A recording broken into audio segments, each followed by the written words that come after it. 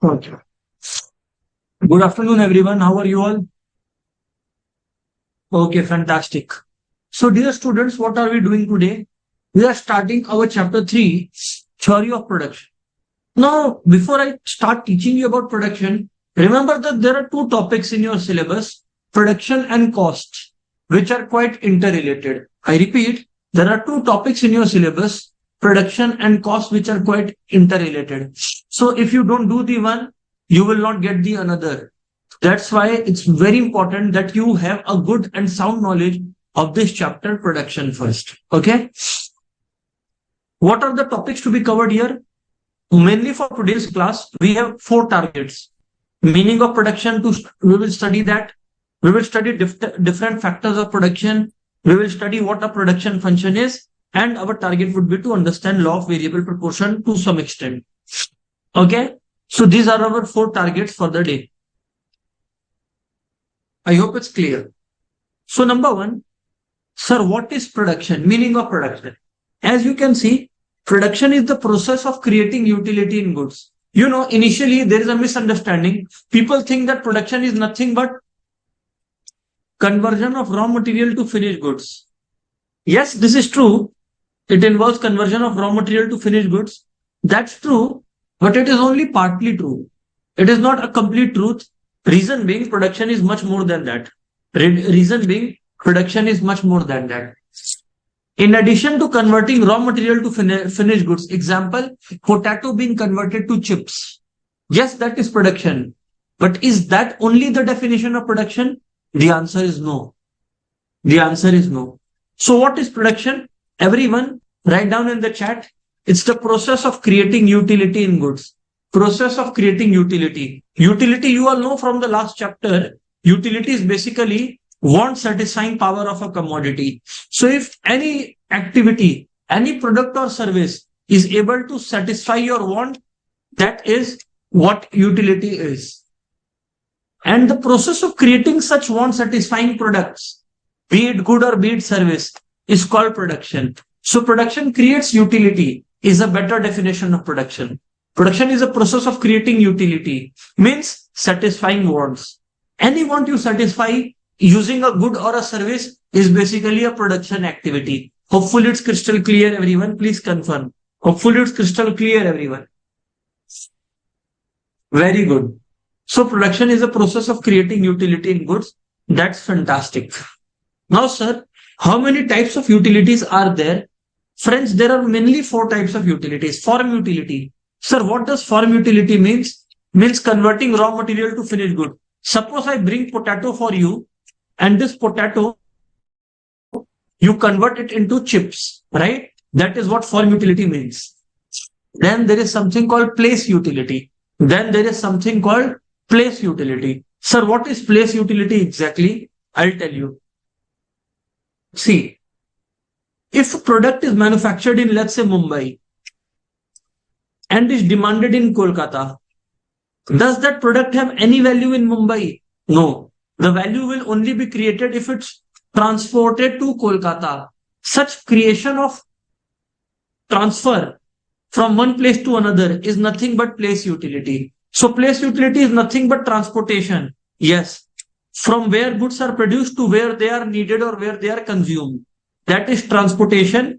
It's creation of place utility basically. Transportation is nothing but creation of place utility basically. Transportation is nothing but creation of place utility basically. Very good. Very, very good. So place utility is done. Form utility is done. Then what is service utility, sir? My dear students, you know, service utility is like to sell your product, you need advertisement, you need insurance, you need banking systems help, yes or no? All this is covered under service utility. And sir, what is time utility? See, you will answer me this. क्या product बनते ही बिक जाता है? Is the product sold immediately it is produced? Or does it take some time? Obviously, sir, it takes some time. So meanwhile, you need to store that product in a warehouse, yes or no? So such warehousing facility creates time utility. And all these four utilities are called production. So production is just not raw material to finished goods. That is our misunderstanding. It includes all the three other types of utility. That is in addition to form, place, time, and service utility. This completes our definition of production. Is it clear what production is, friends? Come on.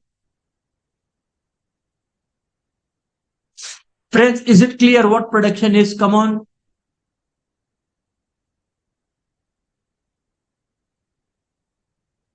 Right. Very good. Very, very good. Very, very good. Now, we are discussing factors of production. Production is over. What is production? I will answer. Let me ask you a question, okay? Production creates an MCQ question. Dash utility. Your options are A, form, B, time, C, place, D, all. What say everyone? Which is the correct answer? Come on, everyone.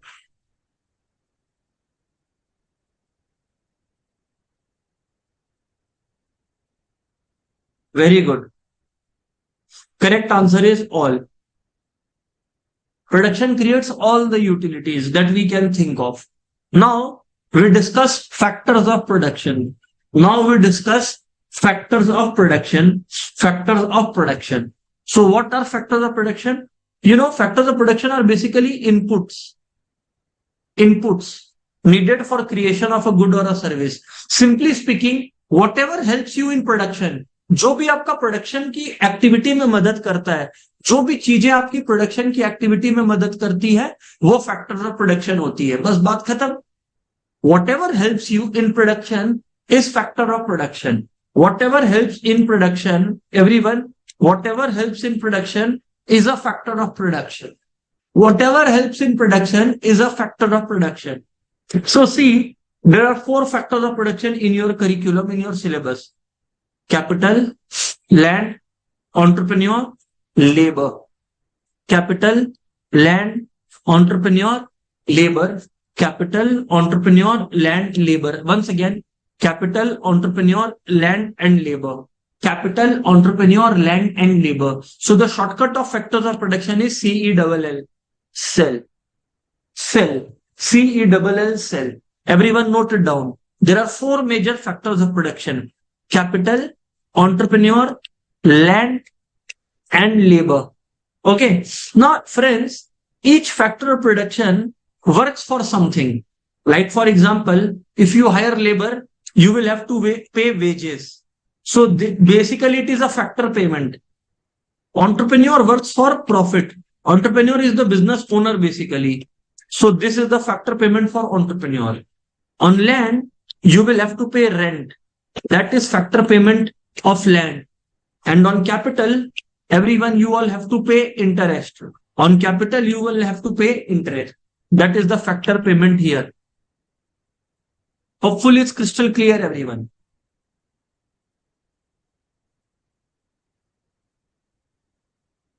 Yes. Yes, sir, it's crystal clear. Friends, hopefully it's crystal clear, everyone. Correct. On capital, what do we pay? Interest. Capital is basically the money or the resources like machines used in business. So on those things, we pay interest. On labor, we pay wages. Labor is people who you have hired for their mental and physical abilities or capabilities. Entrepreneur is the organizer, the person who starts the business. And finally, land, on which the production activity takes place. On land, you pay rent. Hopefully it's crystal clear, everyone, all these 4 points.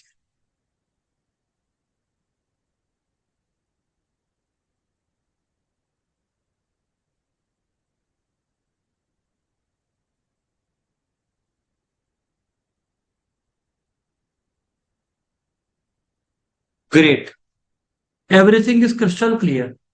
Now, one by one, friends, we will discuss features of each factor of production. We will discuss features of each factor of production. Hopefully all of you are ready.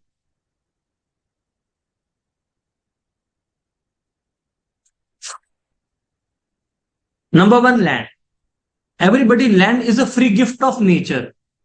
Just like, we human beings can breathe oxygen, breathe air properly. Similarly, earth has given us land for free. It is us who charge each other for a piece of land, but land, nature has given us for free. Correct? Now, total amount of land on earth is limited, and therefore we have discussed this point. Land is limited in supply. Got it? Third one is interesting. Land differs in variety. Yes, some lands are fertile and suitable for agriculture, while some lands are not suitable for agriculture. Some lands have black soil, some have alluvial soil, some have red soil, some have laterite soil, some have mountain soil, some are fertile, some are infertile. Some lands are steep, while some are flat. So land differ in their variety, their quality and their use. Hopefully it's crystal clear, it's common sense. Come on. Yes, sir. Next is land is immobile. Obviously, land is immobile means cannot move. Land cannot move on its own from one place to another. You will see. Land cannot move from one place to another, can it? No, sir. Land cannot move from one place to another. You will see it. And therefore, land is immobile is what we call it. Yes, very good. Land is immobile. Correct, everyone. Next, land is a passive factor of production. Very important. Passive factor means, sir, means can land take on decision? Can land decide that, okay, on myself, I will grow tomatoes or I will grow, let's say, potatoes? Obviously not. It is human beings who have to interfere in it. And so land is passive. Passive means cannot take decision by itself. Because obviously land is a non-living thing. So land cannot take own decision, obviously.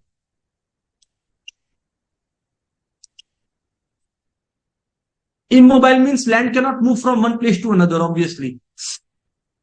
Land has alternative uses. Very good.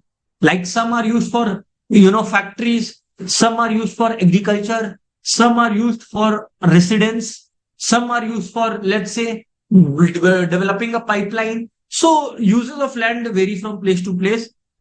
And again, land is indestructible. Very important. If there is a land at some part of earth, achanak se that land will not disappear. Obviously, the quality of land can degrade if we do a lot of pollution activities. But can land be destroyed in itself? Can land, क्या land गायब हो जाएगा क्या? नहीं, sir. That is why we are saying it is indestructible. Hopefully it's crystal clear, everyone. So, sir, once again, please revise with us the features of land. Number one, it is free gift of nature. Number two, it is limited on earth. Number three, it differs in variety. It cannot move. It cannot take own decisions. It can be used for alternative purposes. And finally, it cannot be destroyed. Number 7, everyone. Hopefully, you all have learned it and understood it. And what is the reward for land? What is the factor payment of land? Anyone? What is the factor payment for land? This is my question to you all. What is the factor payment for land? Come on, everyone. There is a factor payment for land. What is it?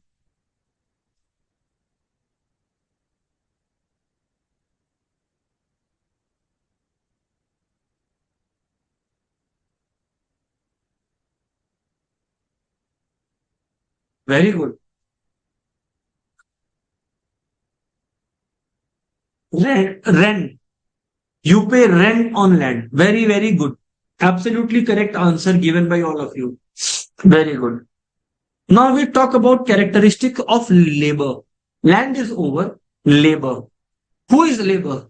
Labor is basically basically the human beings who we keep at work for their physical and mental capabilities.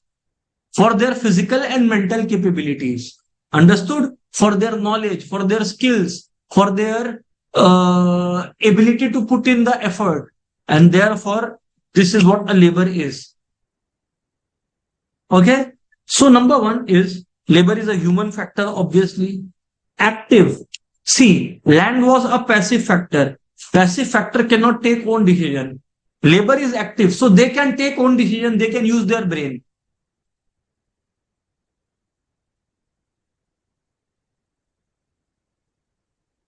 Can take own decision, you see. Labor can take own decision, you all see.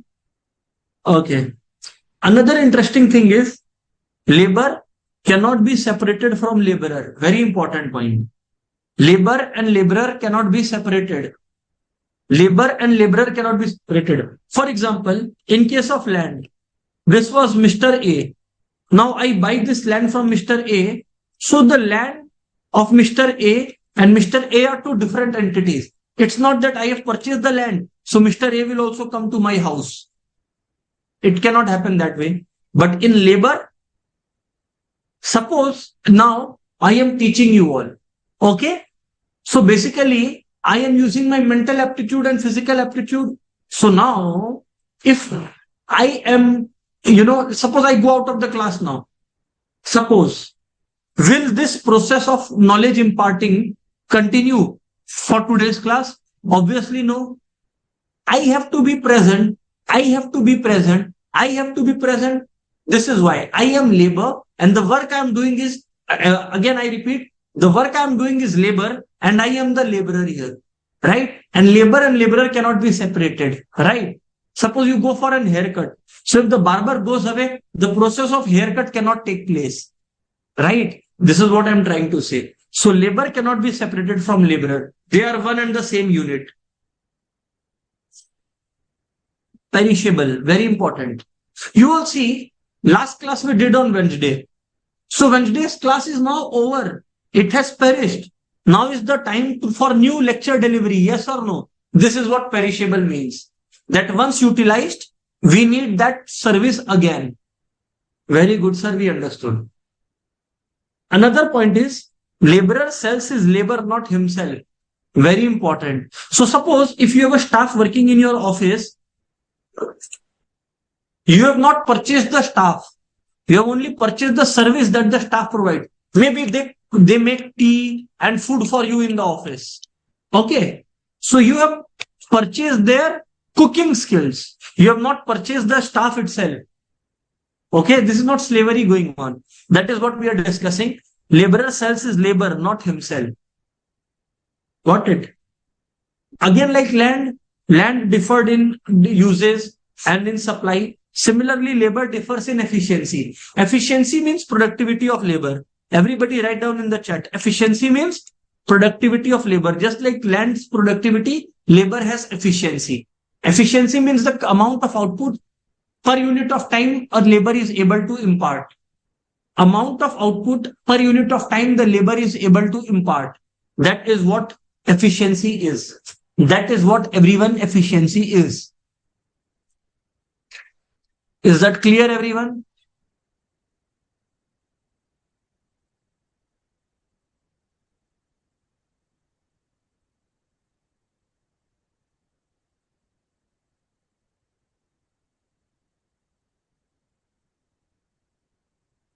Okay. Efficiency means productivity of labor. Correct. Now, land was immobile. Labor is mobile. Labor is mobile means what, sir?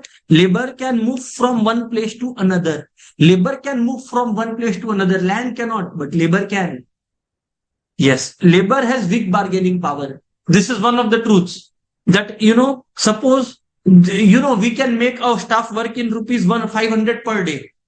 You know why it can happen? Because we will tell the staff that, see, there are others also waiting for work.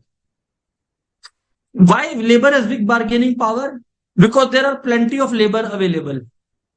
So if one does not do the work, we can get the work done from someone else. Next, more wages, less work. Next is everyone, more wages, less work. More wages, less work. This is what laborers tend to bargain for, but eventually they do not get it most of the times. But yes, this point is not that important. Above points are important. Number one, labor is a human factor.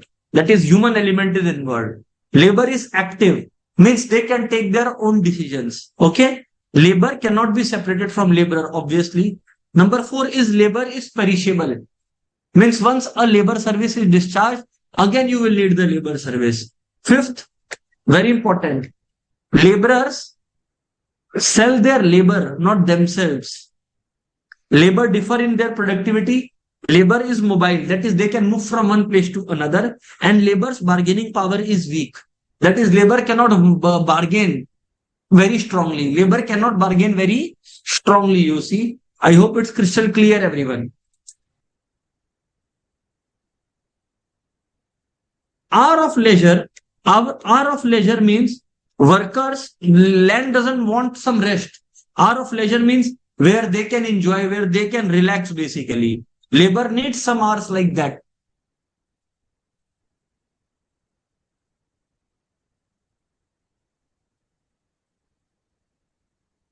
Yes. And see, labor's demand and supply differ. Sometimes what happens is that labor supply is plentiful, but demand is scarce. That time many people will be unemployed. But if demand is high and supply is less, then labor's wages will rise. Understood or not understood? So that is very basic point. Main points I have written. Is that clear, everyone? Acha, one more thing. What is the factor payment for labor? What is the factor payment for labor? Come on, everyone.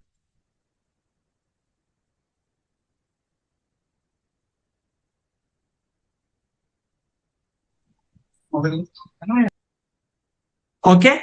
So I will repeat each one of them once again. And then if you have doubt, you can ask me. Okay.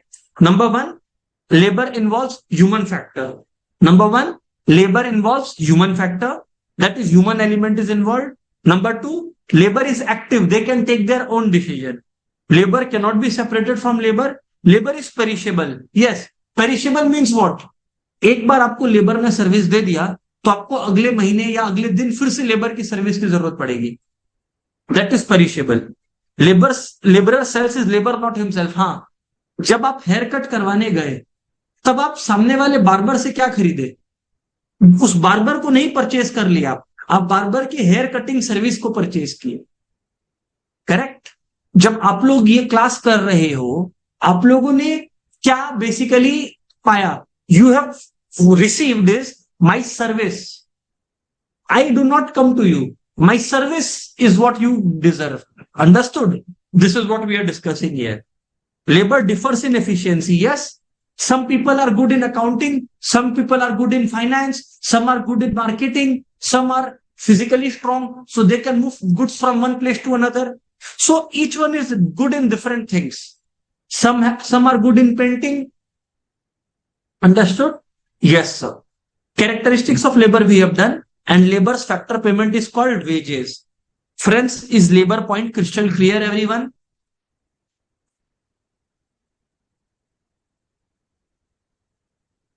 Yes. Perishable means it gets over. Once you receive the service of labor, again you will need this service. For example, Wednesday I taught you. Does it mean that only Wednesday's class is enough? No, sir. Today, Friday also we have gathered. Upcoming Monday also we will gather, because it is required in continuous supply. It does not finish. For example, land. Land, if I purchase once, I can use it for 10, 20, 50 years. I may not need any more land. But labor, we need again and again. Labor, we need again and again.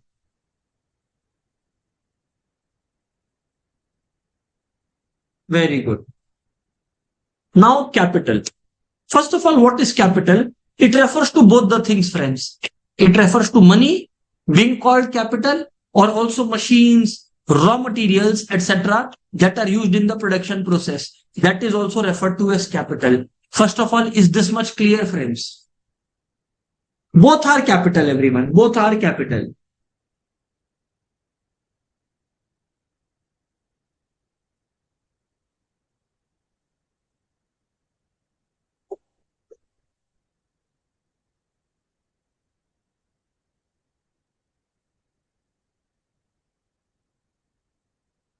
Very good. For capital, the factor payment we do is called interest on capital. In accounts, you must have studied interest on capital. I think it is in partnership accounts. You put it into the debit of PL Appro. If you have that interest on capital, I am sure you must have studied it, everyone, isn't it? Now, characteristics of labor is what we are discussing. Characteristics of labor. Number one, characteristic of labor is a man-made factor. I mean capital is a man-made factor. One more interesting thing about capital. Capital is a produced means of production. Why? Sir, why? First of all, everybody write down in the chat. Capital is a produced means of production. First, write it down. Capital is a produced means of production. Capital is a produced means of production. Capital is a produced means of production. Capital is a produced means of production.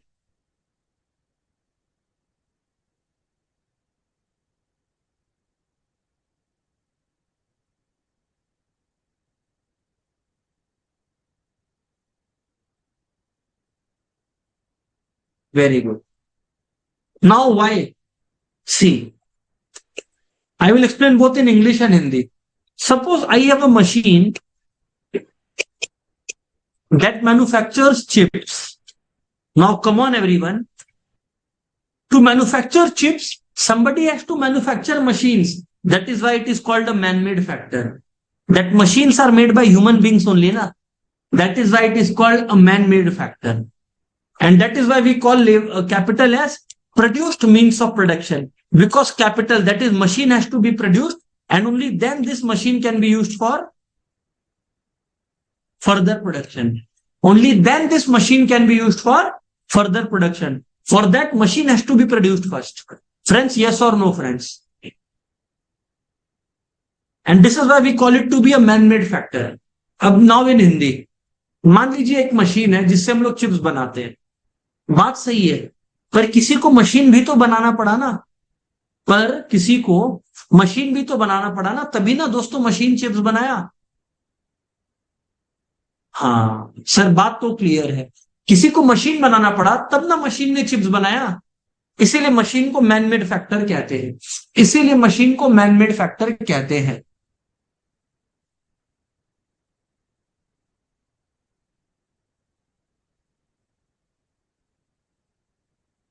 Next is capital is mobile and transferable.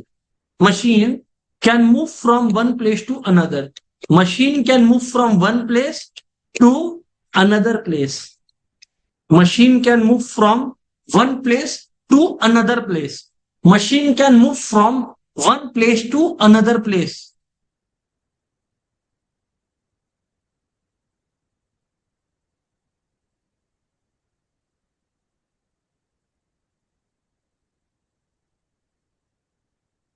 Yes, it is transferable. It means it can move from one place to another place. Machines can be shifted, right? That is why they are written it. Depreciates, very important. So friends, suppose in 2020, I bought a machine for, let's say, 10 lakh rupees. Now you will tell me, will the machine's value over the years, that is 21, 22, 23, remain the same? No, sir. It will obviously reduce because of wear and tear, because of continuous usage, because of passage of time. This is what depreciation is. So this is what we are studying. Capital depreciates or machine depreciates, everyone. And then capital is a passive factor of production. You will tell me, you will answer my question. Just like land, can capital take its own decision? Land cannot take own decision. Can machine take its own decision? No. Human beings have to interfere. And this is why capital is a passive factor of production. Hopefully it's crystal clear to each one of you. Hopefully it's crystal clear to each one of you. If it's clear, please confirm.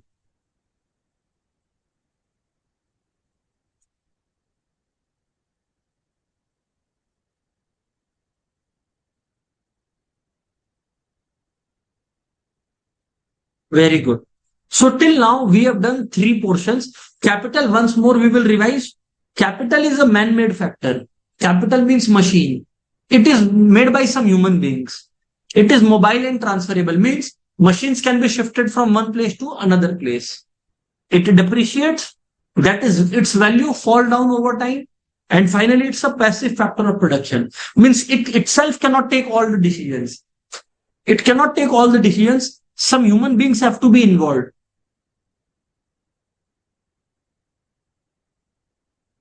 Very good.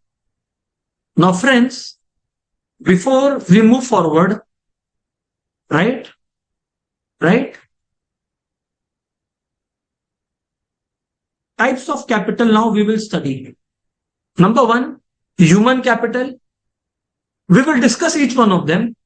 Real capital, circulating capital we have social capital, we have fixed capital, and there is another concept called capital formation. Shall we start one by one, everyone? Each one we will discuss one by one. Before that, one MCQ question. Okay? Capital is a dash factor of production.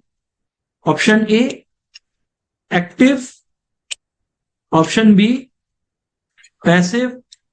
Option C, both. Option D, none. Which one do you think is the correct one? Come on, everyone.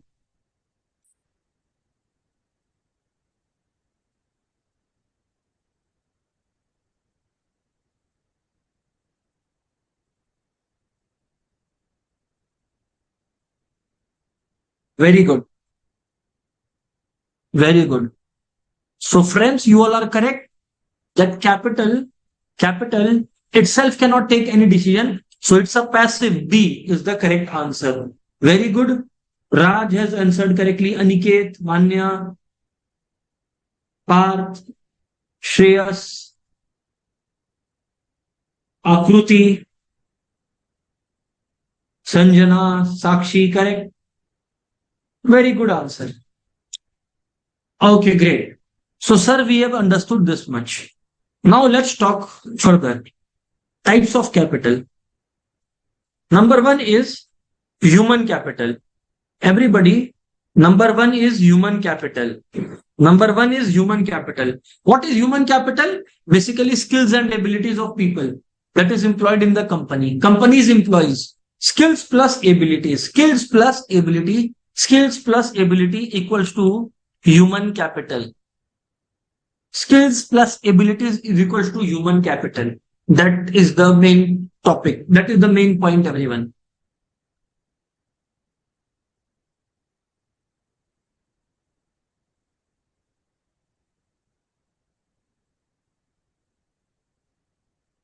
Then comes real capital or economic capital.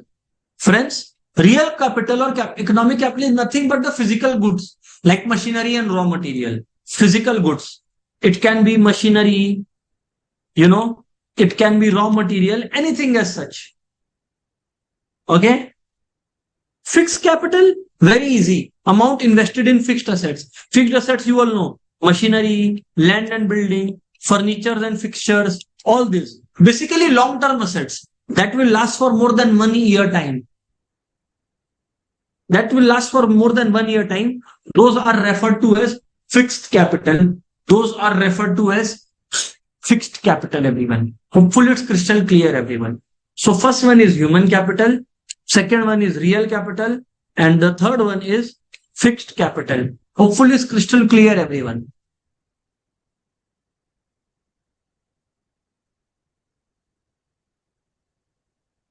Very, very good, everybody. So one is human capital, two is real capital. Human capital is knowledge and skills. Real capital is basically physical goods like machinery, raw material, tractor. If you talk about a farmland, okay. Fixed capital is the one which is usable for long term. Investment in fixed assets is called fixed capital. And therefore, all fixed capitals are real capital, obviously. Now, sir, what is circulating capital, sir? I will give you an example. Acha, remember, circulating capital is also called revolving capital. I will tell you what it is. Suppose, friends, I buy some raw material. This raw material I convert to finished goods. I sell finished goods and I get cash. This cash I use to buy some more raw material. So, see, they are completely changing from one form to another. This, my dear friends, is circulating capital. This cash, this raw material, all these are current assets, and these current assets are circulating capital. Basically, current assets, investment in current assets. Basically, investment in current assets. You are correct. Sir, what is social capital? Anything that belongs to society. For example, parks, bridges, all this belongs to society, not any one individual. This is what social capital is. And sir, finally, what is capital formation? You want to know the meaning of capital formation in one word? Yes, sir. The meaning of capital formation in single word is full stop.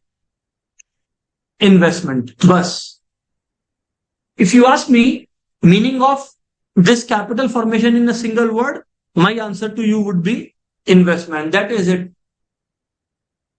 My answer to you would be investment. That's it. Investment. Investment in what, sir? Investment in fixed assets. Everybody, investment in what, sir? Investment in fixed assets. Investment in what, sir? Investment is in everyone fixed assets. Investment in what, sir? Investment in fixed assets. Acha, sir. So investment in fixed assets, right, sir? Yes, right. Sir, can you tell us the stages of capital formation? Yes. Step one is savings. People like you and me, we save money. We are saving money. Number two, banks mobilize our savings. Mobilize matlab ikatta karna, to accumulate. Mobilize savings. Who does it? Banks and other financial institutions. Number three is banks give this as loan to business individuals for the purpose of investment. These are the three stages of capital formation. If anyone asks you the three stages of capital formation, these are the three stages. I hope you have written it down. I hope you have written it down, everyone. No. Capital formation is investment. Fixed capital is what you have purchased out of that investment. Capital formation is the process of investing. Fixed capital is the ultimate asset you have invested in. So capital formation is basically a process. Understood? It's a process. There are three stages to this process. Step one, savings. Step two, mobilization of savings. And step three, loans granted for productive investment.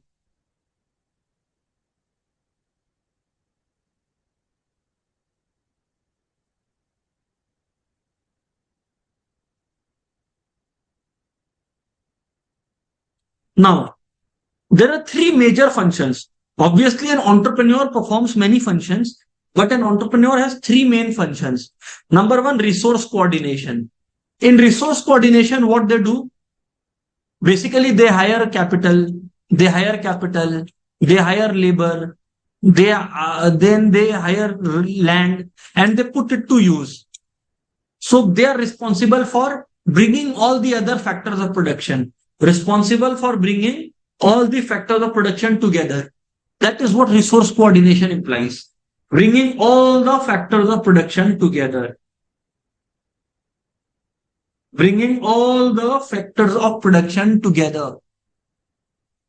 That is number one, resource coordination. Number two, risk bearing. Number two, an entrepreneur takes risks. Entrepreneur is known for taking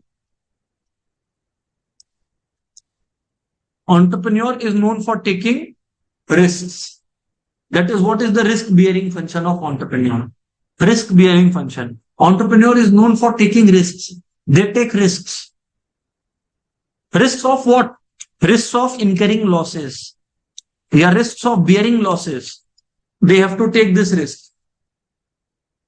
And finally, innovation. Entrepreneurs innovate. Sir, what does innovation mean? Sir, what does innovation mean? Innovation means bringing new products or new ideas into market. All of you are aware of, shows like Shark Tank. That is innovation. Where they innovate, where they bring new ideas. And these new ideas, they put it to practice. This is what entrepreneurs or innovators do.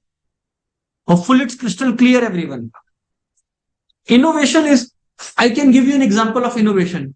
So for so long, people used to carry their bags while traveling. Then somebody did an innovation. What was the innovation? They just put a trolley. They just put a wheel below the bag. And you see, we got trolley bag. And it became so easy to carry bags now. That is what innovation implies. Finding solutions to existing problems. Finding solutions to existing problems. That is what innovation is. Schumpeter was basically let's say you could say an economist who gave this idea of innovation, theory of innovation. We will discuss that later on. Now you don't need to worry about that. You need to know what innovation is now. Okay. Friends, is this crystal clear so far? Yes or no, everybody?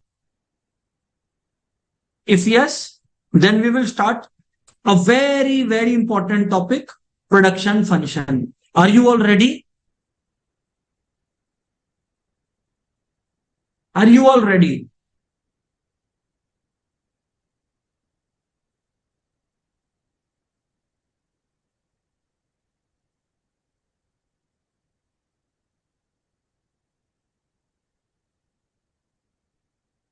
Very good. Very good. Production function. Sir, can you tell us what production function is? Yes, I can tell you. Please remember. It is nothing, just like in demand function, supply function we studied. Relation between demand and factors affecting demand. Same here. Relation between output and factors determining the output. Mainly there are two factors we are considering, labor and capital.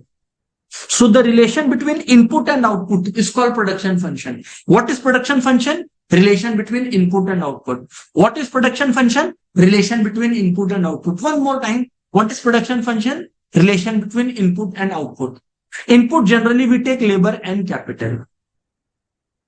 Function is like this. Q is the output. Function means it is dependent on labor and capital employed in the business. That is what it is. Such a relationship is called production function. Hopefully it's clear, friends.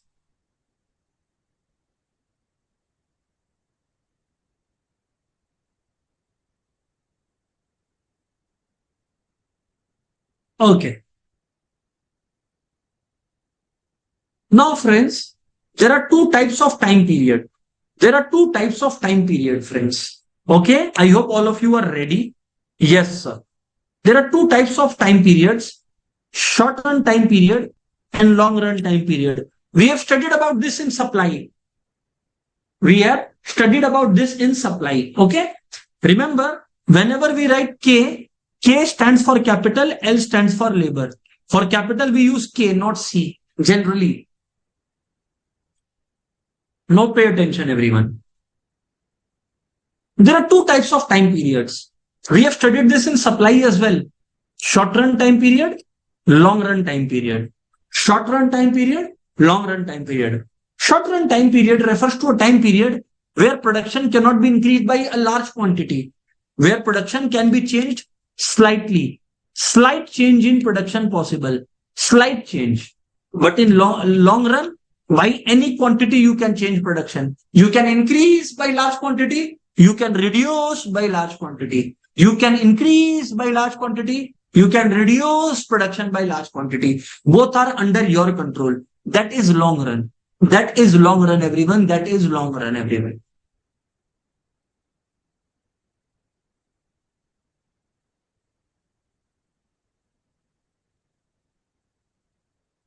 Hopefully this much is crystal clear, friends.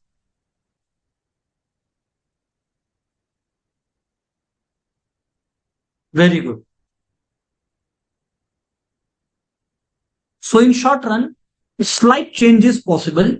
In long run, any change is possible. In production, any quantity changes can be done. Why, sir? In short run, friends, we have two types of factors. Variable factor plus fixed factor. Variable factors are those factors of production which can be increased in short run. Fixed are the ones which cannot be changed. In long run, all are variable. All factors of production are variable. So for example, in short run, we consider labor to be variable, capital to be fixed. मतलब labour को आप जितना चाहे उसका hours बढ़ा सकते हो, जिससे आप प्रोडक्शन बढ़ा सकते हो. बट क्या शॉर्ट रन में आप नया मशीन खरीद सकते हो? नहीं. नया जमीन खरीद सकते हो? नहीं. But in long run everything is variable. तो आप नई मशीन भी खरीद सकते हो, नया जमीन भी खरीद सकते हो, और लेबर्स भी इंप्लॉय कर सकते हो. सब वेरिएबल होता है लॉन्ग रन में. इसीलिए लॉन्ग रन में प्रोडक्शन आप जितना चाहे बदल सकते हैं. In long run, production can be changed by whatever quantity you want because all factors are variable. Land, capital, labor, everything is variable in your control. But in short run, factors like labor are variable. That is, you can increase labor hours, but you cannot increase capital or machine in a shorter period because machine takes a time in purchasing, installation, trial, and then actual use. So in short run, we assume that we only have sufficient time to increase labor. One factor. We cannot change some factors. Those factors we cannot change are called fixed factor. For example, land and capital. Those we can change are variable factor like labor. But in long run, everything is variable. इसीलिए production can change by any quantity. Friends, is that crystal clear, friends? Come on, everybody.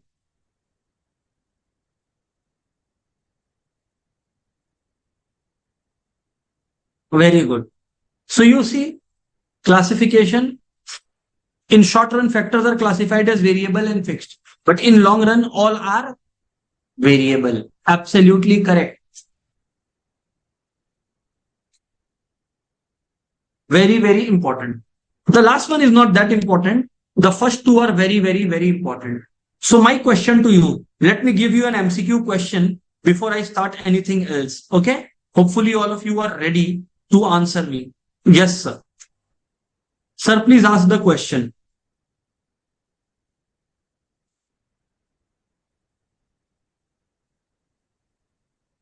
In long run,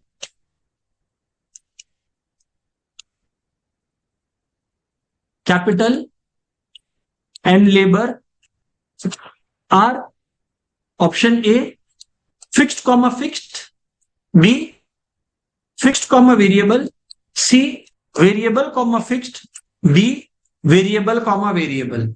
Come on. Capital and labor are what? Answer this question, everyone.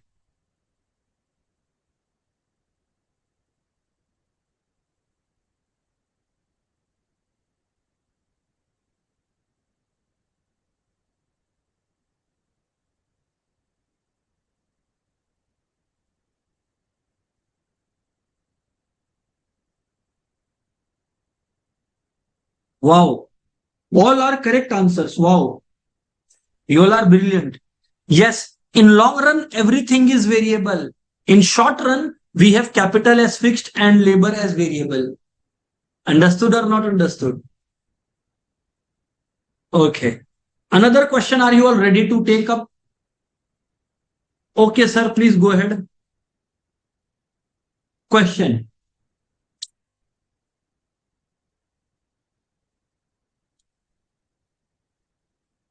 In short run, production can be changed by limited quantity, B, by any quantity, C, both, D, none. Come on, everyone, tell me which one. In short run,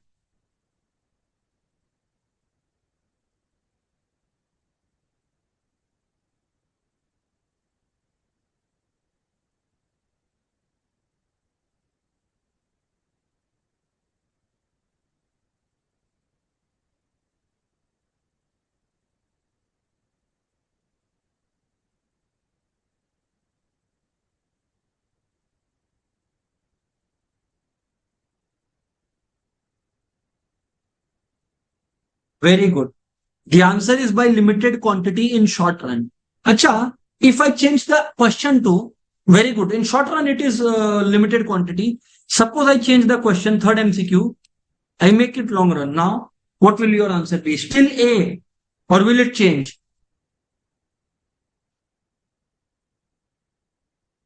Very good. Very good. In long run, it can change by any quantity. Very good. Good presence of mind.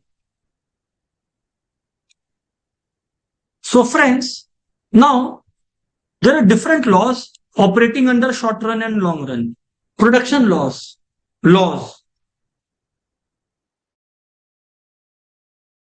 So friends, in short run, the law that operates, in short run, the law that operates is called law of variable proportion. This is the law of production in the short run. And in the long run, the law is referred to as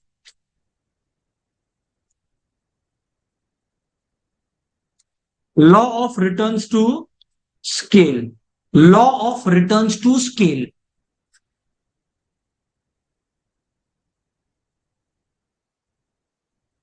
Very good. In short run, production can increase by limited quantity. In long run, by any quantity. In short run, there are two factors, fixed and variable. In long run, all are variable. Number three, in short run, the law that operates, very, very important, is the law of variable proportion. In long run, everybody, the law that operates is called law of returns to scale. Hopefully it's crystal clear, everybody. Yes or no? Short run में जो law operate करता है उसको law of variable proportion बोलते हैं, और long run में जो लॉ ऑपरेट करता है उसे हम लोग law of returns to scale बोलते हैं. उम्मीद है सभी को समझ में आ गया है बात.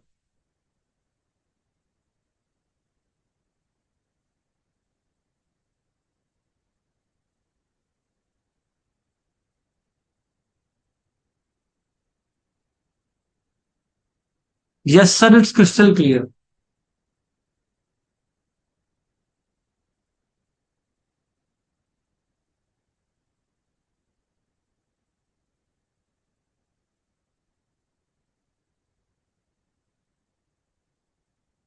Now, friends, we talk about law of variable proportions. If you all are ready now.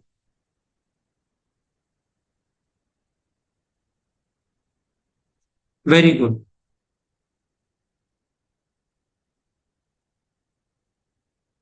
Great. First, I will take an example and then we will discuss further. Okay. So suppose, friends, we talk about you preparing for your exams. Okay. Okay. You have one book. Book, how much you have? One. So book is a fixed factor because you have one book to study. Suppose you have one book to study. Suppose you have one book to study. Suppose you have one book to study. Very good. Time is variable factor. Book is fixed factor, time is variable. You study for 1 hour, you study for 2 hours, 3, 4, 5 hours. Okay. Now TP, total production or total pages you have studied. Initially, guys, you are able to study more. So let's say in the first hour you study 5 pages. In 2 hours, total 2 hours, you have studied 13 pages. Right? So see, MP, marginal, additional pages. So in first hour, you have studied 5 pages. In second hour, extra, how much you have studied? Extra, you have studied 8 pages. How much extra you have studied? Okay. In each additional hour. Now suppose you enter the third hour. Now you are tired. So you increase the extra pages, but not by that proportion. So let's say you have studied only total mein 16 pages. That is extra. How many pages you studied? You study only 3 pages extra. Positive. But you have studied only 1 page extra, 3 pages extra. In the fourth hour, while you reach the fourth hour, everyone, suppose by the fourth hour, you are unable to study anymore. So till now you are at 16 pages only. So have you studied anything extra? No. 0 pages. And in the fifth hour, if somebody asks you to study, then you have forgotten what you studied earlier. So your number of pages become 14. So you have forgotten 2 pages. Understood? Actually, what I was trying to explain you is law of variable proportion. That initially, when production begins, then production increases at a faster rate. This is called stage of increasing returns. Eventually, production increases, but not at faster rate, but slowly. It is called diminishing returns. By the end, what happens? Your production becomes negative. That is called stage of negative returns. This is exactly what I was trying to explain. So see here. Suppose labor is your variable factor. Okay. Land is your fixed factor. Now you have one piece of land only. That is decided. Now when there is one labor, they are producing 10 units. So additional units is 10. But when you employ 2 labor, they produce 30 units. So additional how much they have been able to produce? 30 minus 10, that is 20 units extra. So see, it is increasing by greater pace. That is called increasing returns. After this, what happens, friends, is that when you increase labor, production will increase. See, from 30, it has become 45. But now it is increasing slowly.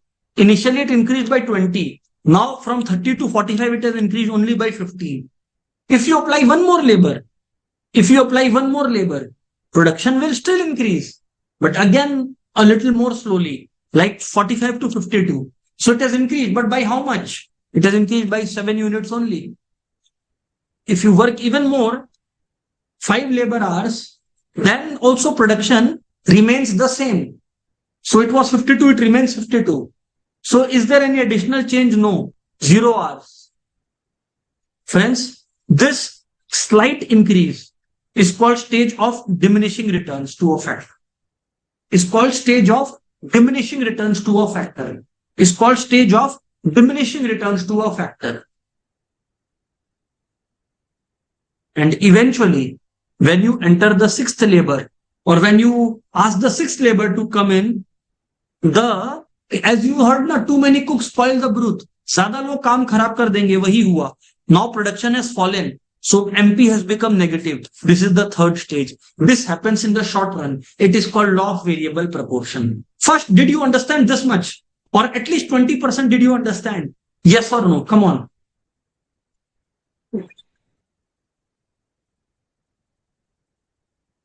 It is called stage of diminishing returns. Is this clear till here? Come on, everyone.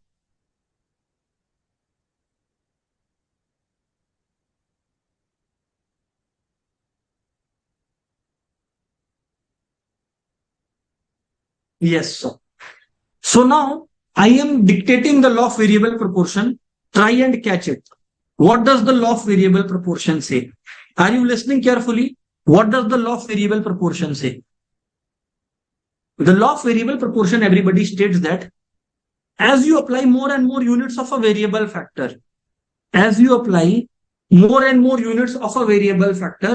to a given quantity of fixed factor, as you apply more and more units of variable factor to a given quantity of fixed factor, total product first increases at an increasing rate. See, it is increasing at increasing rate, then increases at a diminishing rate. See, it means it is increasing, but slowly it is increasing. And eventually total product starts falling. And eventually what happens, friends? Total product starts falling. Eventually what happens, friends? Total product starts falling. Eventually what happens, friends? Total product starts falling. Hopefully it's crystal clear, everyone.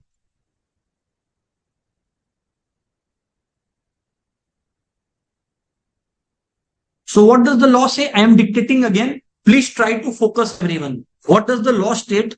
Please try to focus, everyone. Law बोलता है कि जब आपके पास एक fix factor है, अब आप इसमें और वेरिएबल फैक्टर्स को इंट्रोड्यूस कर रहे हो, तो शुरुआत में जो प्रोडक्शन होगा वो तेजी से बढ़ेगा, उसके बाद जो प्रोडक्शन बढ़ेगा वो हौले हौले धीमे धीमे बढ़ेगा, और इवेंचुअली वो प्रोडक्शन बढ़ने की जगह कम होते चला जाएगा. That is what it is stating. That is what it is stating. Friends, is this crystal clear?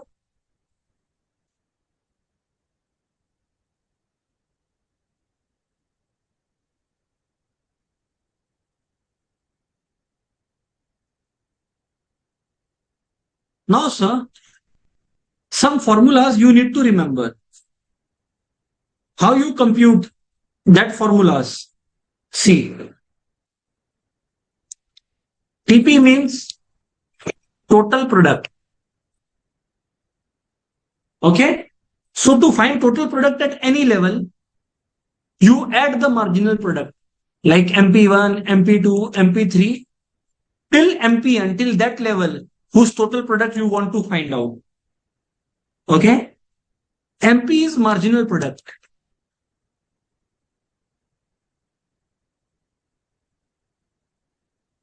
Basically additional. Whatever additional you have been able to produce. So what is marginal product equals to? Total product of n items minus total product of n minus 1 items.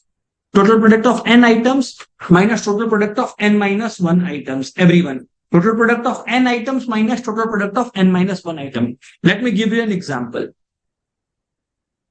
Suppose labor 1, 2, 3, 4. Marginal product, total product is, let's say 10, 30, 45, 50. So if somebody tells me to find marginal product of level 3, it will be total product of level 3 minus total product of just the previous second level. So marginal product at third level will be 45 minus 30 equals to 15. Can you all tell me what is the MP at level 4? Anyone? MP at level 4. Anyone?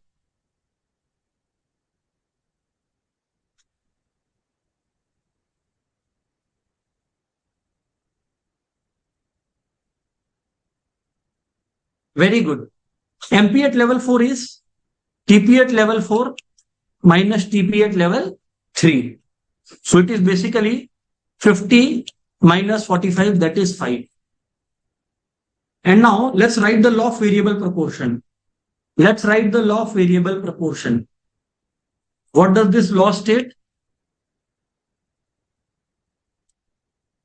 First of all, this law is applicable in short run.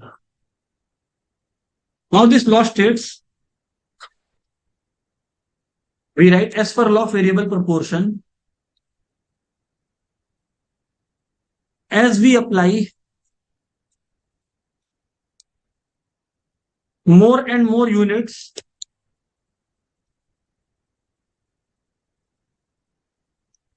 of a variable factor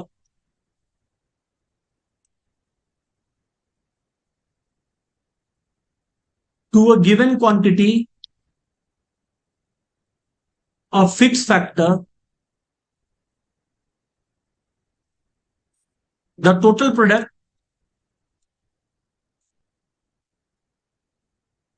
first increases at the increasing rate,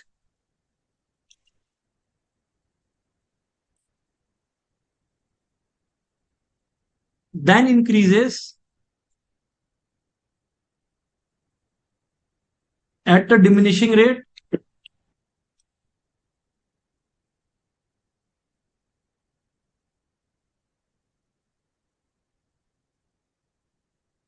and eventually starts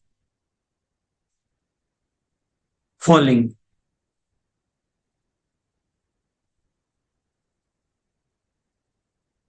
Everyone, this is what it is. As per law of variable proportion, as we apply more and more units of a variable factor to a given quantity of fixed factor, the total product first increases at an increasing rate, then increases at a diminishing rate, and eventually it starts falling. Hopefully it's crystal clear, everyone.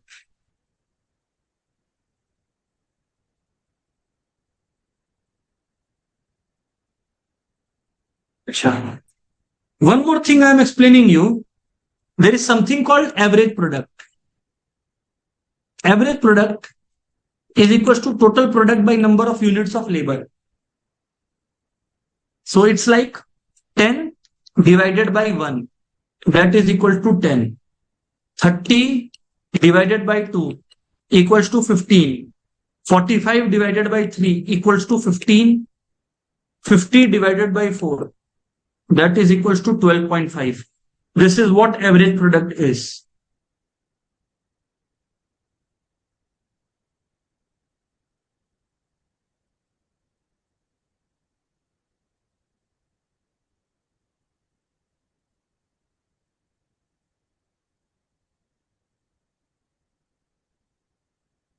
Average product you have understood?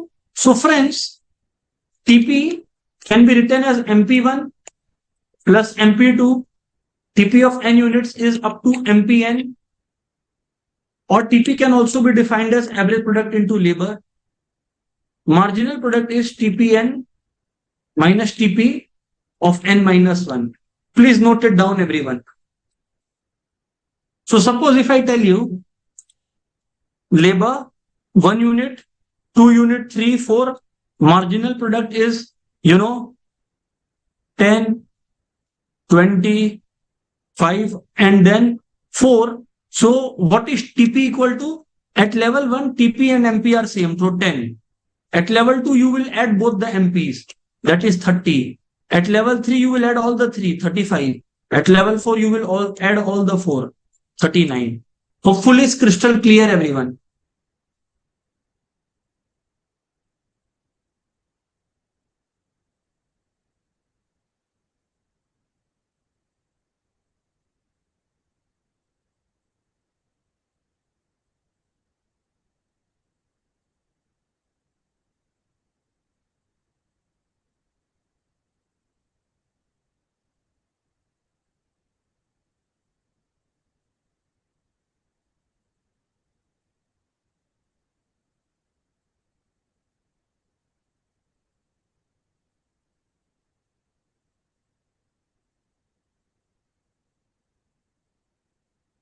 Crystal clear.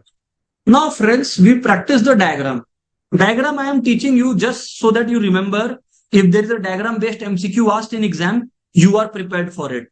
How is the diagram drawn? See.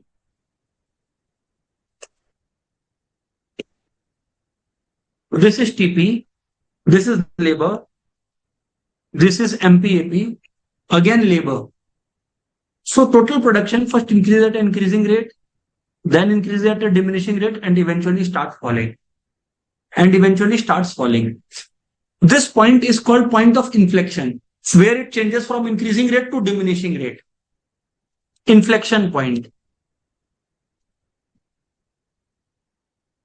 Now, remember, at this point of inflection, MP is maximum. Marginal product is maximum at this point. Now, friends, when TP is maximum, MP is 0. So it will touch the axis and eventually fall. If you talk about average product rises and gradually falls. Where does stage 1 end? Where AP becomes maximum. So this portion is stage 1. Which one, sir? Where AP becomes maximum. Stage 1. Stage 1.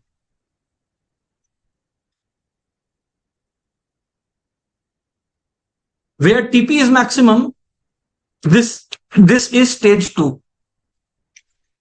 And beyond TP max, we have stage 3. Understood, everyone? This is how the diagram is.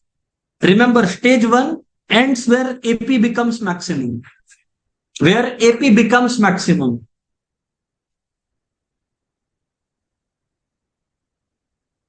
Right, sir? And friends, remember, average product equals to total product by labor. So suppose 3 units of labor are there.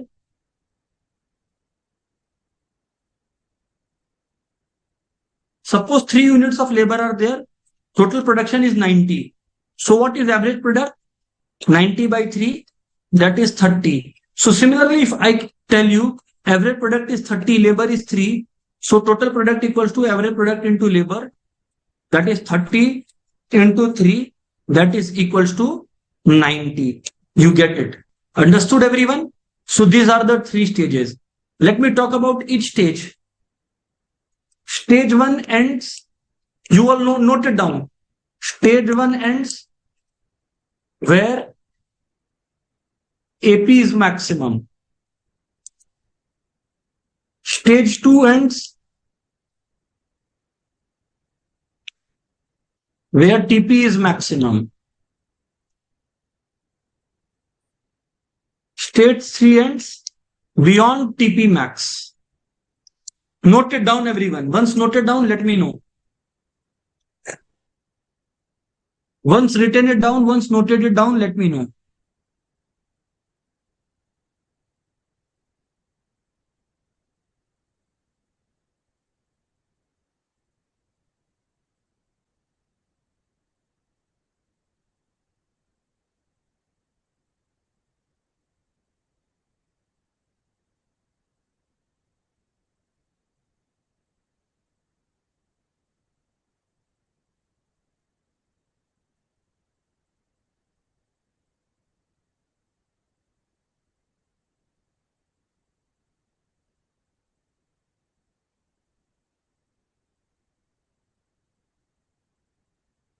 Next concept is relation between TP and MP. So everyone, there is this relation that when total product rises, MP falls. When TP is maximum, everyone, then NP becomes equal to 0. Then MP becomes 0. And when TP falls, MP becomes negative. Note it down, everyone, in a box.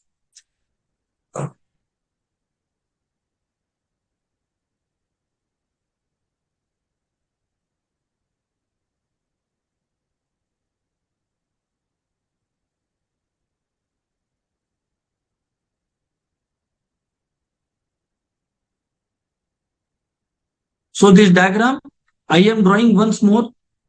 First you note it down, everyone. Then I will explain again.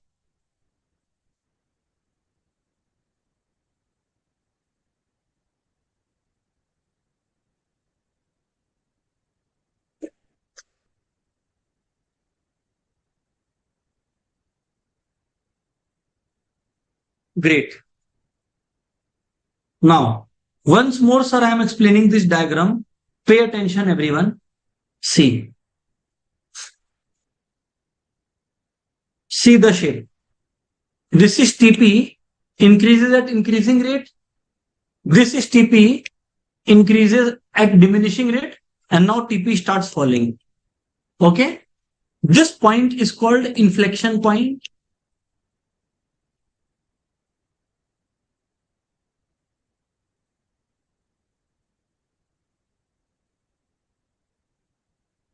Now here you all see, at this inflection you scratch it to the bottom. TP maximum you scratch it to the bottom. See, at point of inflection, this is MP I am making maximum, and beyond that MP falls. This is MP. Got it? And AP, it starts late, it falls. AP is never 0. AP is never negative. Remember, AP can't be 0, AP can't be negative. Because TP can't be 0 and TP can't be negative.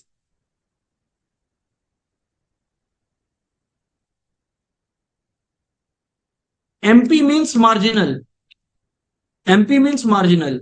So suppose if 3 units of labor produce 100 units and 4 units of 90 units and 4 units of labor produce 100 units, then MP of fourth labor, then MP at fourth level will be equals to additional, that is 10 units. But you talk about average because MP is what?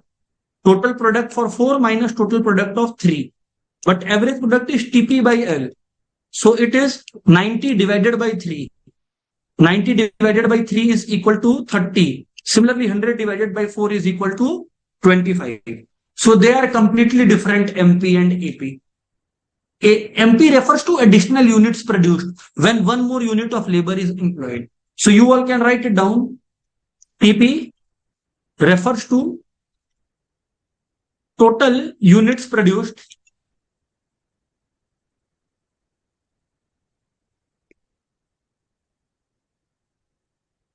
using some units of labor. Using some units of labor. MP refers to change in total product due to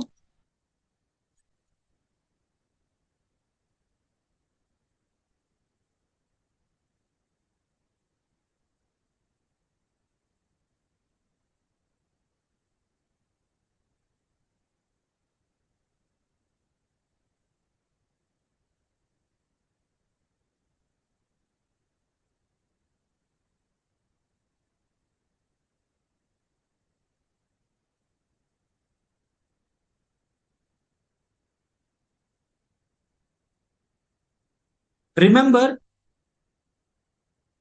one important thing, when AP equals to MP, then AP is maximum. That is the main relation between AP and MP. When AP equals to MP, then AP is maximum. When MP equals to AP, then AP is maximum. Remember this, very, very, very important.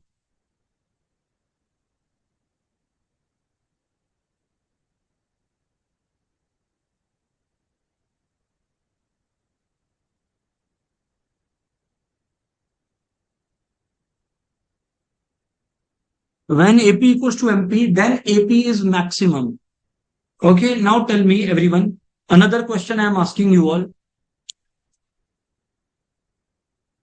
If TP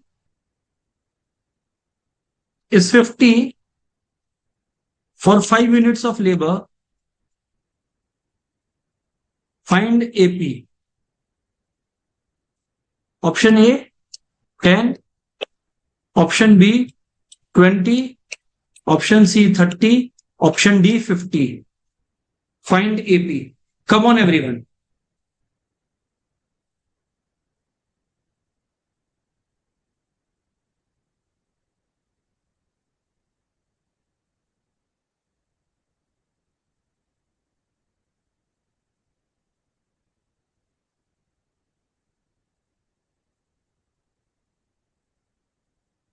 Great.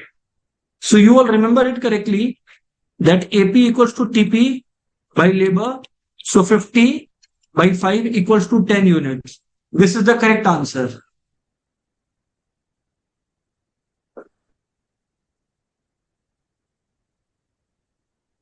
Correct answer.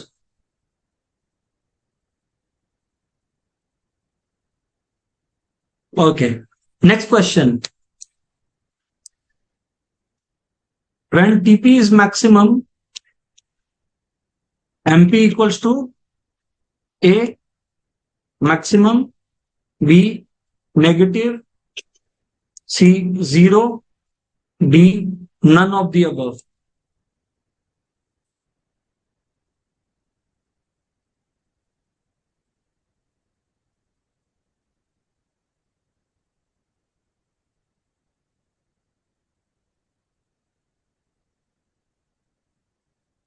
So yes, when total product is maximum, that time MP is equals to 0. Very good, everyone. Very, very good.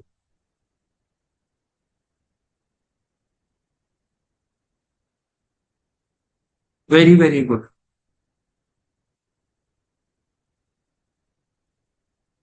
So friends, we will further talk about law of variable proportion, but those who wanted 5 minutes for water, etc., you can take 5 minutes. After this, I will start. We will continue sharp at 3:25.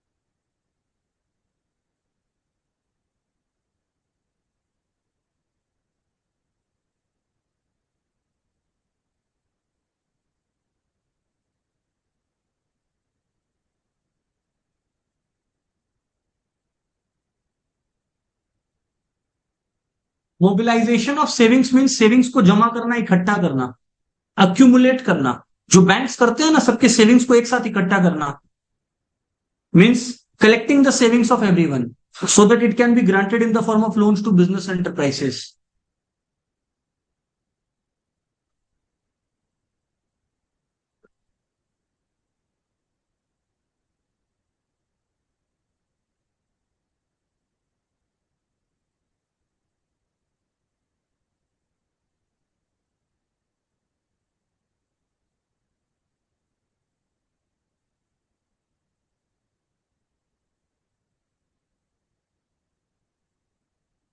Okay.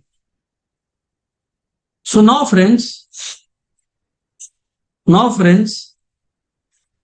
there comes a question, a very important question, a very important question, right, everyone?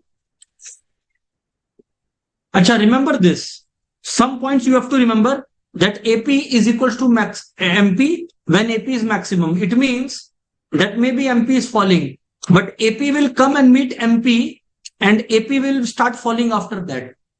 So you can write down the relation between AP and MP. Relation between AP and MP.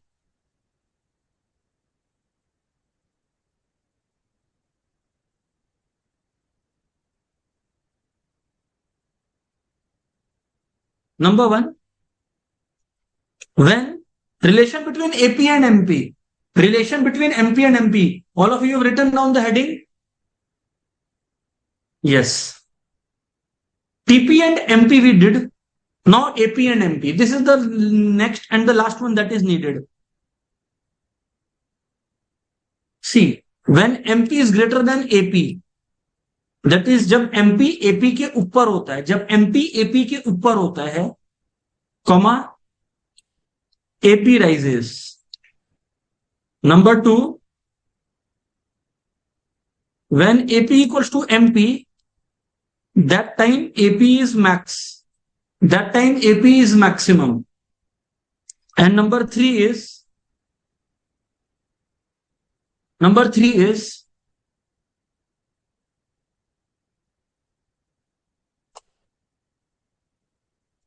when MP is less than AP, when MP is less than AP, when MP is less than AP, that is जब MP AP के नीचे है, तो आप देखिए तब AP fall होने लगा. When MP is less than AP, then AP falls. Note it down, everyone.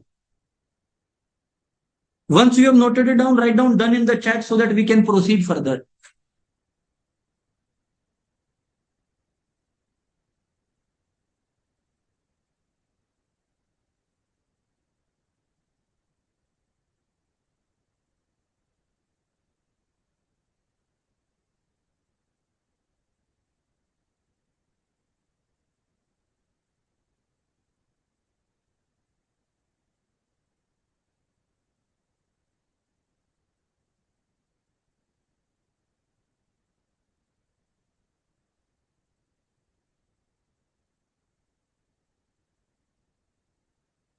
Very, very good. Sir, done.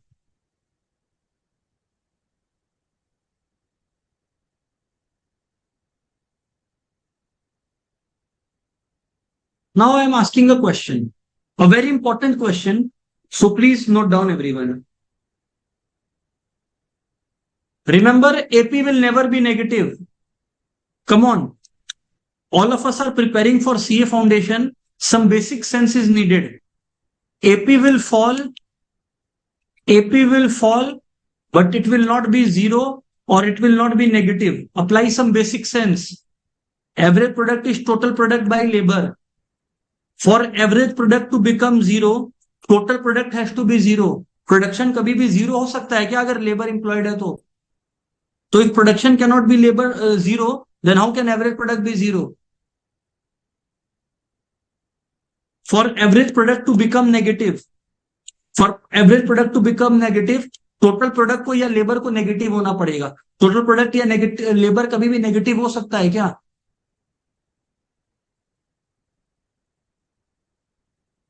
क्या? Please make sure this is not 11 and 12, friends. This is CA level that you have entered. If you enter the examination hall without your common sense, it's very difficult to clear that up.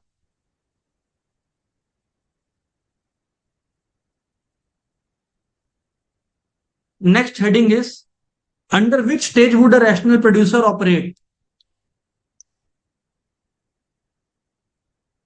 Under which stage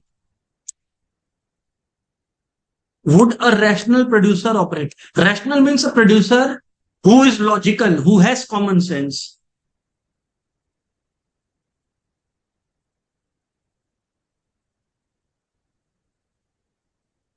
Under which stage would a rational producer operate?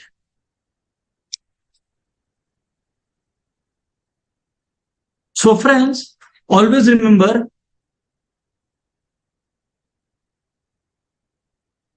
the answer is stage 2. A rational producer will always want to operate in which stage? Stage 2. Rational means a logical producer will always want to operate in which stage? Stage number 2. A rational producer will always want to operate in which stage? Stage number 2. Please remember that. Question is why? See, suppose I am drawing only total production diagram. Now see, suppose stage 1 is still here. This is stage 1, everyone. This is stage 1. This is stage 2. This is stage 3. Now pay attention, everyone. If rational producer operates till stage 1 only, then see, TP is rising even in stage 2. Will the rational producer be able to take advantage of the same? No. So in order to gain advantage of further rise in TP, that is total product. See now, total product is further rising. To take advantage of that, they will not operate at stage 1. They will not stop at stage 1. Now in Hindi, अगर rational producer stage 1 पर ही रुक गया तो जो total production और बढ़ रहा है स्टेज 2 में, क्या रैशनल प्रोड्यूसर उसका फायदा उठा पाएगा? नहीं. तो और टोटल प्रोडक्शन बढ़ रहा है, उसका फायदा उठाने के लिए रैशनल प्रोड्यूसर को स्टेज 2 में घुसना पड़ेगा. And in stage 3, obviously TP starts falling. TP falls. So obviously there is no logic. So by process of elimination, stage 2 is the best stage. Stage 2 is the best stage. So remember, a rational producer would operate in stage 2. A very important MCQ question. A very important MCQ question. Stage 2. Rational producer would want to operate in which stage, everyone? Rational producer would want to operate in stage 2. Is that crystal clear, everyone? Which stage would a rational producer want to operate in? Stage 2. That's correct.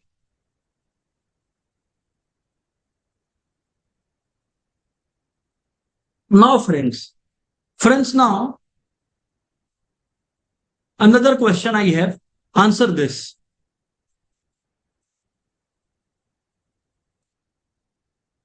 Average product of 3 units of labor is 30. Average product of 4 units of labor is 35.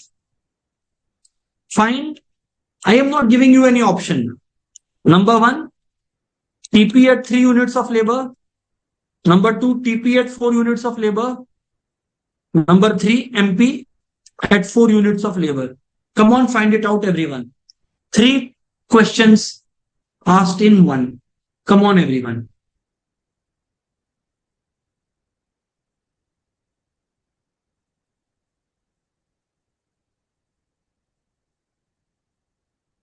Come on, everyone.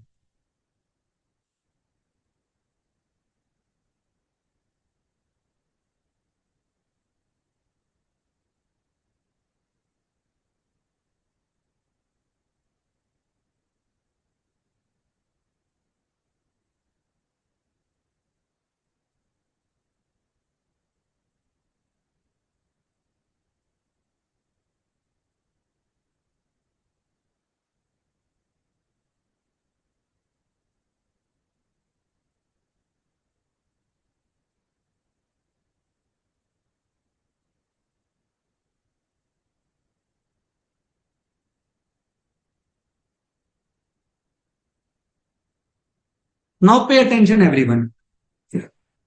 Total product. Here is average product into labor.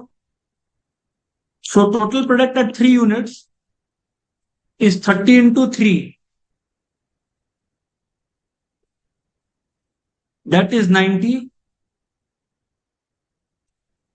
Total product at 4 units of labor is 35 into 4.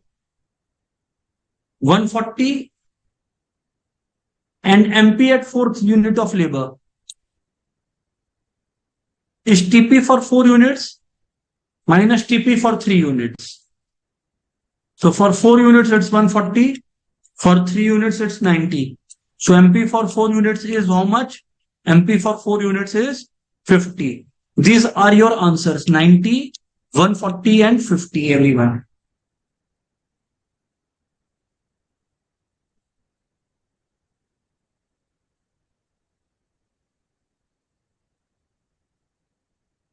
Next question.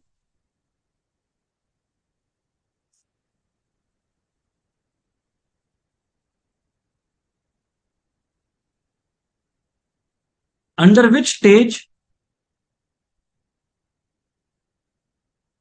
would a rational producer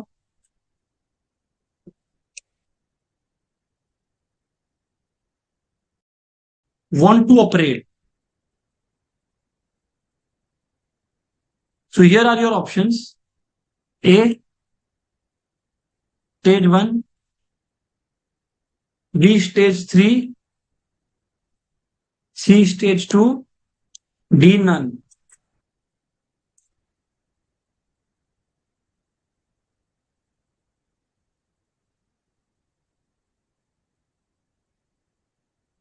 Absolutely correct answer. Answer is stage 2, everyone. Answer is stage 2, everyone. Next question. The point at which MP is maximum is called the dash point. I am not giving you any hints nor any options. The point at which MP is maximum is called what point?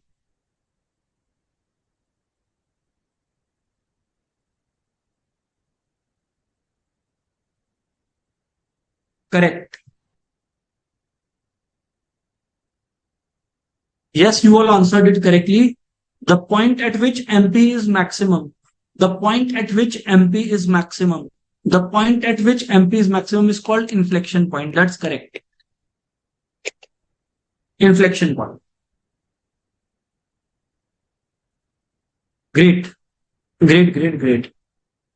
So friends, now moving on to our next heading, which is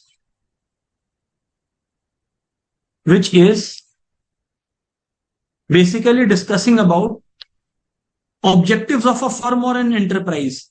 So are you all ready to study enterprises objectives or firm's objective? Any business firm has some objectives. We are discussing those. Whenever you are ready, tell me.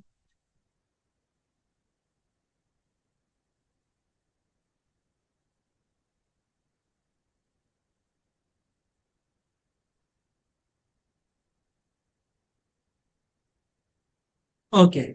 So see, any business enterprise will generally have mainly 5 objectives. Mainly how many objectives? Mainly 5 objectives. 1, 2, 3, 4, and 5.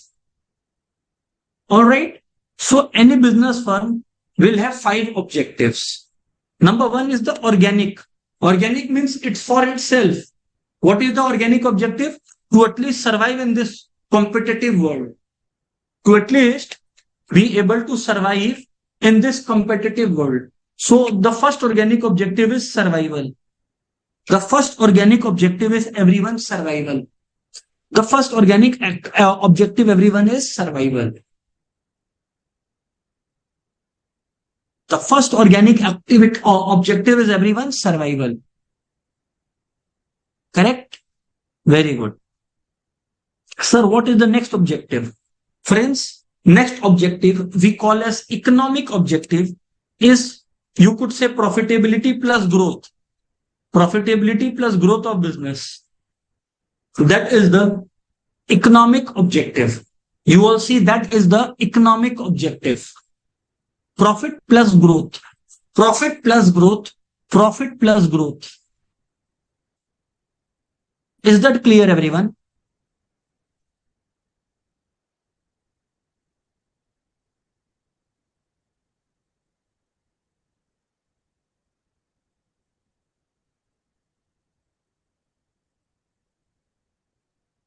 Very good. The next one is, my dear friends, social objective. Sir, what is the social objective? Social objective is to provide quality goods at affordable rates. What is the social objective, everyone? To provide quality goods at affordable rates. What is the social objective, everyone? To provide quality goods at affordable rates. To provide quality goods at affordable rates to the society, obviously. That is the social objective. That society is able to get good products and at the right prices. Good products at the right prices. Then there are some human objectives. Human objectives are to generate employment to people in the society, to improve the standard of living of people in the society. So, organic objective, everyone, is survival. Everyone, what is the organic objective? Come on in the chat, please. What is the organic objective of the business organization? Very good. You are correct. Survival is the organic objective. Survival is the organic objective. Economic objective is profitability and growth. Economic objective is profitability and growth. What is the social objective? To provide quality goods at affordable rates. To provide quality goods at affordable rates. Social objective is to provide quality goods at affordable rates.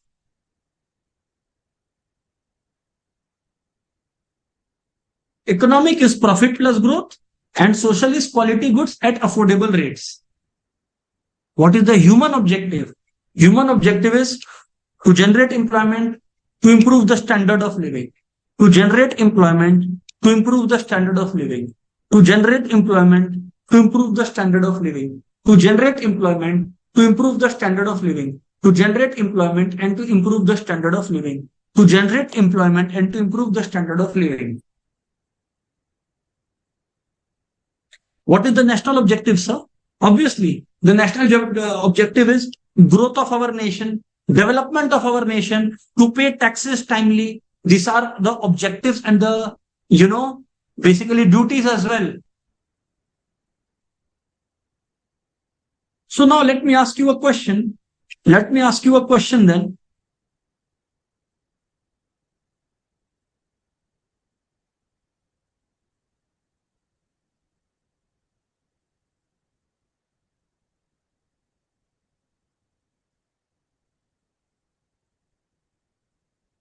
Everyone,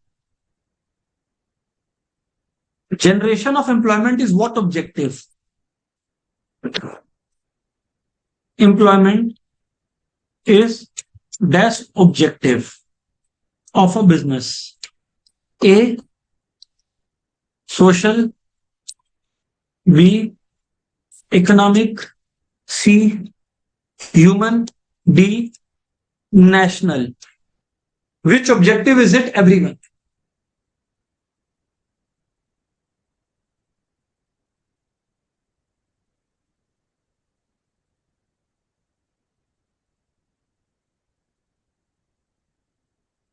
Very good. Human objective is the correct answer. Human objective is the correct answer, everyone. Yes, sir, it's crystal clear. So everyone, once it's crystal clear, now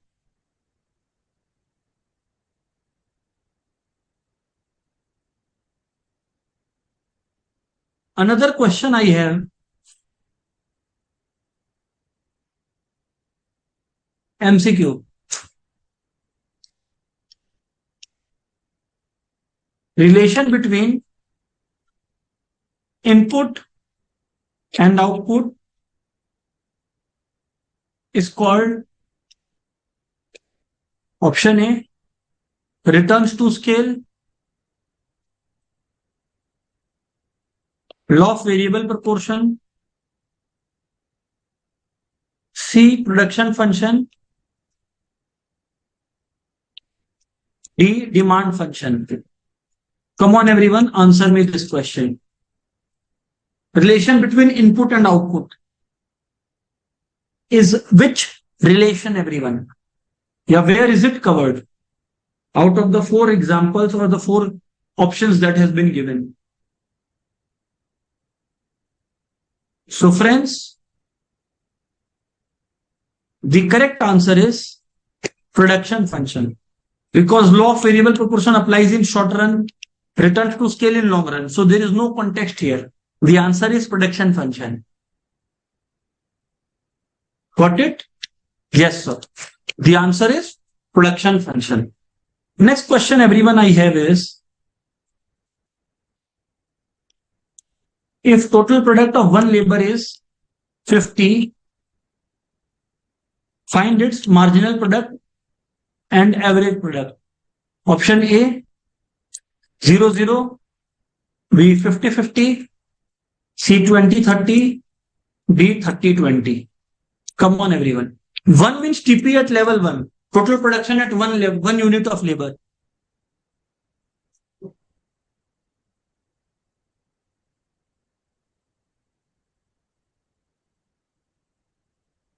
Come on, everyone.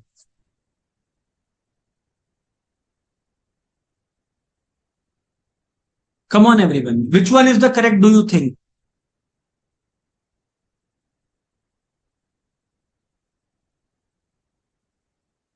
TP at level 1 is 50. Find its MP and AP.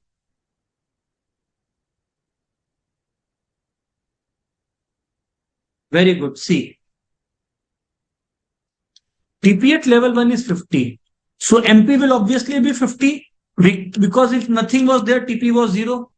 So MP is 50. Now AP is what? Total product by labor. Now 50 by 1 is also 50. So 50B is the answer. 50-50, very good answer. Khushi, Gautam, Tina, correct answer. Shadab, correct answer. Deepak, correct answer. Avdesh, correct answer. Amrit, correct answer.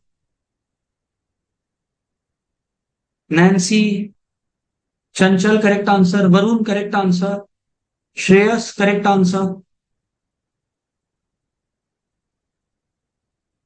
All right, great. Next question is, law of returns to scale applies in option A, long run, B, short run, C, very short run, D, medium run.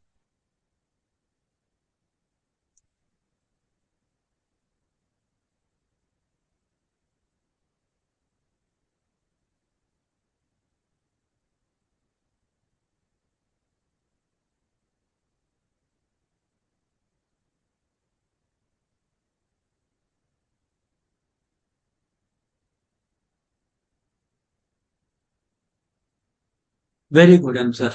So people have answered it long run. Acha. My next question to you all is,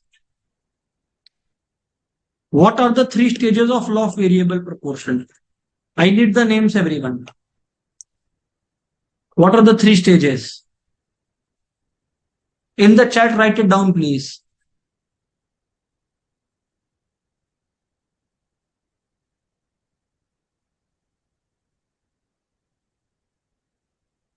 Three stages of law of variable proportion. In the chat, write it down, everyone.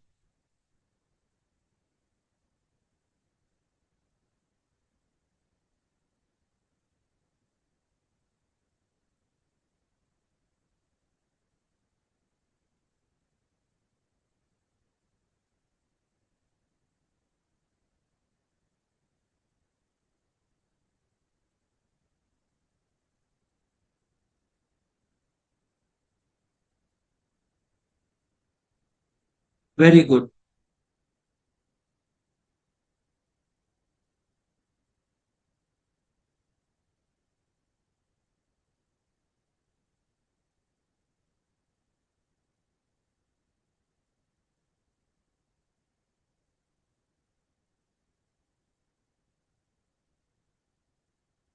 Okay.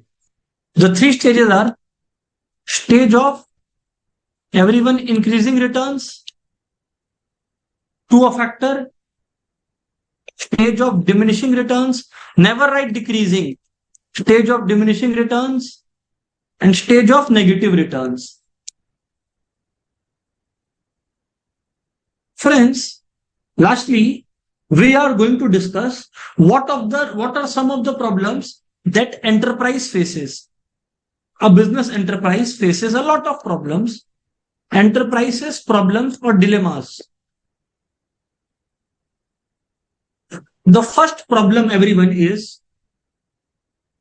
objectives, is related to objectives. Objectives. You know, objectives, what objective to keep? Should the objective be to maximize profit? Because then you will have to keep high prices, or is the objective to maximize market share? Because then you will have to reduce the price. Then profit may not be maximum. So it is like a problem to decide whether to maximize profit or to maximize market share. It's like a dilemma they face. Problem can be related to location of the plant. Location of plant. It means where should the factory be? Should the factory be near the source of raw material? Should the factory be near finished goods, where finished goods are sold? That is, should it be near the market? Where should the factory be? Enterprise faces this problem. Problem relating to arranging finance.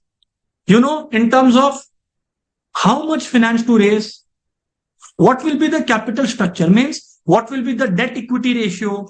What will be the capital structure like? From where? From where the money will come? All these questions have to be answered by a business organization.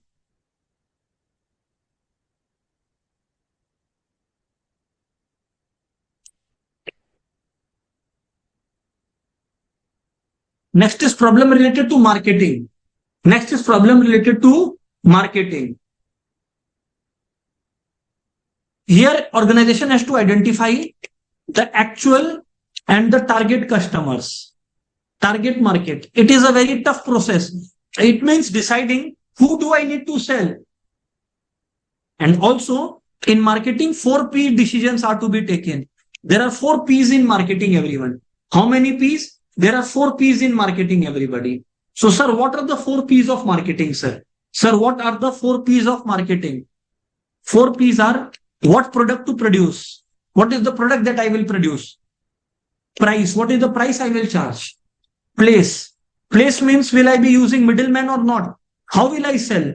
Will I sell using middleman or should I sell directly to consumer? Mode, basically. Product, price, place. And how will I promote? My promotion strategy. Should I be running advertisement? Should I reserve self-promotion techniques, sales promotion techniques? How will I sell? Should there be publicity? What should be done? You know, a business organization has to decide all this. So there are many problems like deciding the objectives, like whether to maximize profit or to maximize market share, because both are opposites of one another. Location of plant. Should it be near the raw material? Should it be near the market where finished goods are sold? What is the finance source? How much to raise? How to use? What is the use? Where will we invest it? Where we will invest it? To what use we will put the money that we are raising? And also from where are we raising the money? Also, how much money are we raising? All this enterprise has to decide. Then marketing decision has to be taken about the product, price, place, and promotion. Then marketing decision about the product, price, place, promotion also needs to be taken, everybody. Correct?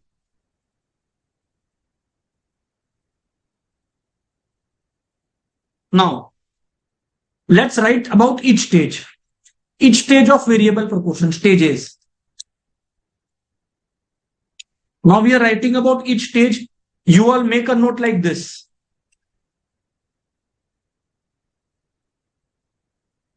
Okay. Stage 1 description. Stage 2 description of law of variable proportion. Okay. Stage 3. Have all of you made a column like this?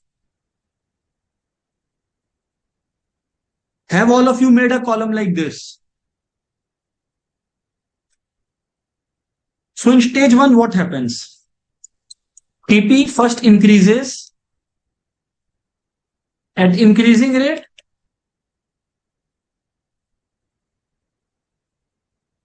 Then TP increases at diminishing rate.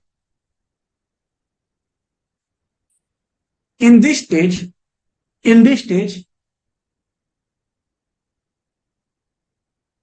MP, we are talking about marginal product.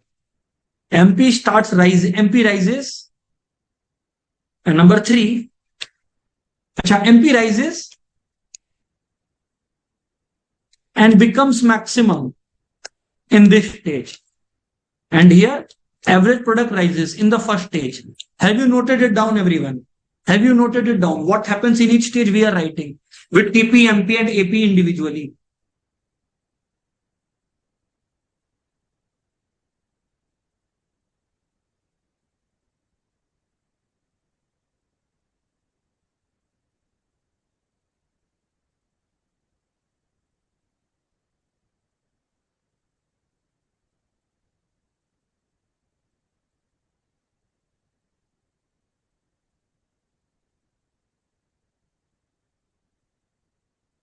Okay. Everyone, then we come to stage 2. Sir, what happens in stage 2?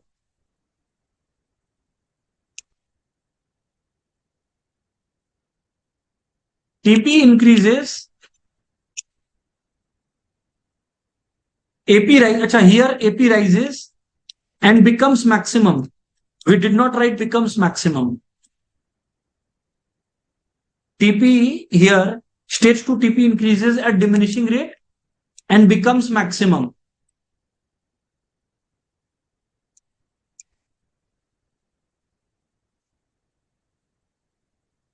MP falls and becomes 0.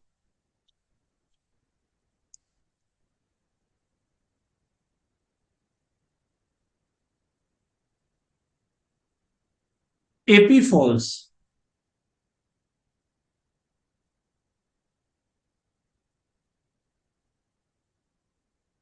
Stage 3. TP falls. Stage 2 here, stage 3, MP becomes negative in stage 3.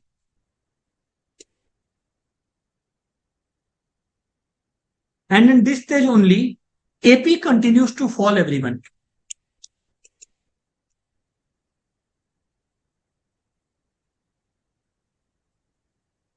Have you noted it down, friends? Friends, have you noted it down?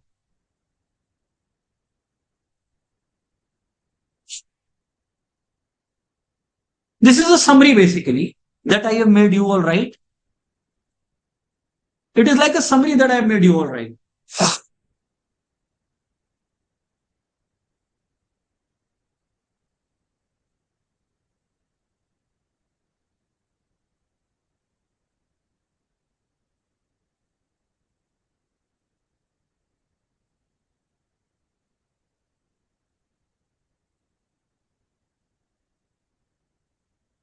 So everyone, I hope it's crystal clear.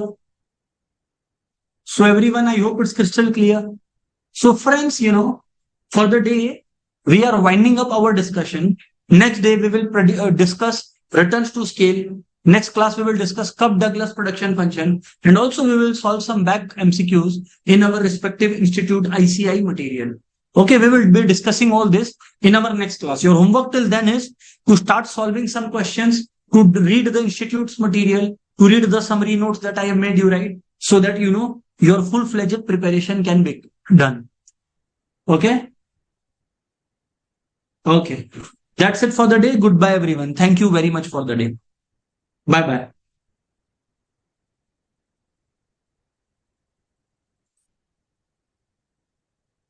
Yes.